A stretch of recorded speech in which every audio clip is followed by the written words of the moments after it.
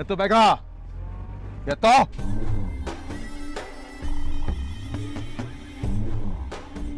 ಏ ನಿಂತ್ಕೋ.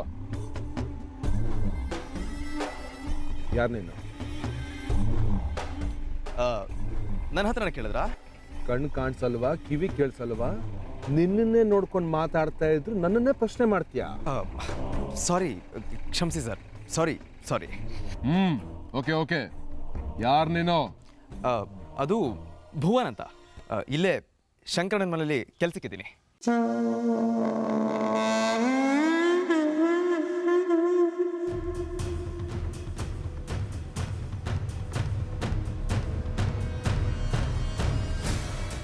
ನಿನ್ನ ನೋಡಿದ್ರೆ ಕಲಿಸ್ತೊಂಥರ ಕಾಣಿಸಲ್ವಲ್ಲ?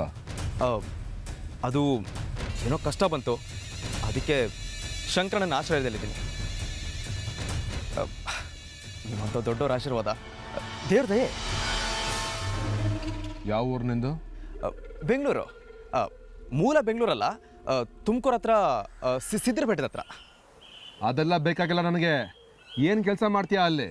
ಎಲ್ಲ ಕೆಲಸ ಮಾಡ್ತೀನಿ. ಕೊಟ್ಟಿಗೆಯಲ್ಲಿ ಸಗಣಿ ತೆಗೆದ್ರಿಂದ ಹಿಡಿದು ತೋಟಕ್ಕೆ ಗೊಬ್ಬರ ಹಾಕೋವರೆಗೂ ಎಲ್ಲ ಕೆಲಸ ಮಾಡ್ತೀನಿ. ನೀನು ಹಾಕಿರೋ ವೇಷಕ್ಕೂ, ನೀನು ಆಡೋ ಮಾತಿಗೂ, ನೀನು ಮಾಡೋ ಕೆಲಸಕ್ಕೂ ಒಂದಕ್ಕೊಂದಕ್ಕೂ ಸಂಬಂಧನೇ ಇಲ್ವಲ್ಲ. ನೋಡಿ ಹಿರಿಯರೇ, ಸಗಣಿ ಬಾಸ್ತಾನಂತೆ ಇವನು, ಸಗಣಿ.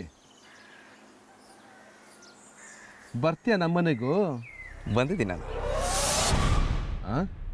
ಏನಂದೆ? ಏನಿಲ್ಲ, ಅಂದರೆ ನಿಮ್ಮನೆ ನೋಡಿದ್ದೀನಿ ನಾನು. ನಿಮ್ಮ ಬಗ್ಗೆ ಗೊತ್ತಿಲ್ಲದಿರೋರು ಯಾರಿದ್ದಾರೆ ಸ್ವಾಮಿ? ದೊಡ್ಡೋರು ನೀವು. ನೀವು ನನ್ನ ಹತ್ರ ನಿಂತ್ಕೊಂಡು ಮಾತಾಡ್ತಿದ್ದೀರಾ ಅಂದರೆ ಅದೇ ಖುಷಿ ನನಗೆ. ಸರಿ ಸರಿ, ಹೊರಡು. ಯಾಕೋ ಶಂಕರಣ್ಣ ಸೈನ್ಯ ಕಟ್ಟೋ ಥರ ಕಾಣಿಸ್ತಾನಲ್ಲ?